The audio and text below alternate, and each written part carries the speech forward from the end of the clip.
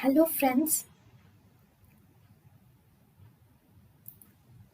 Welcome to Creative Medicine. In this lecture, we will learn about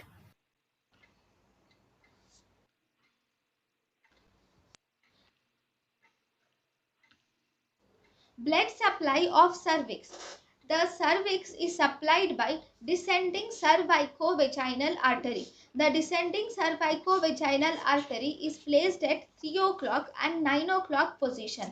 We have a block called as paracervical block. This paracervical block is placed at 2 o'clock and 10 o'clock position or 4 o'clock and 8 o'clock position. Lymphatic drainage of cervix.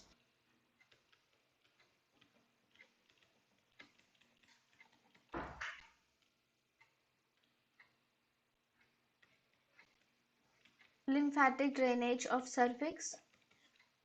Lymphatic drainage of cervix is by hypogastric and internal lymph nodes, internal iliac lymph nodes.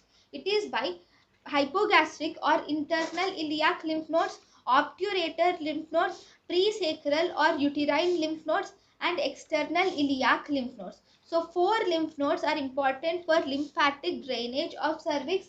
They are hypogastric or internal iliac lymph nodes, obturator nodes, presacral or uterine nodes, and external iliac nodes. The most common node in carcinoma cervix is obturator lymph node.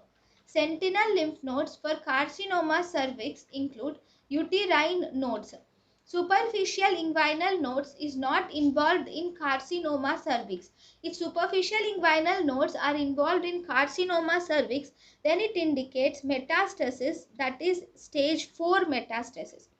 Nerve supply of the cervix is S2 to S4, and the development of cervix and uterus is from the Mullerian duct.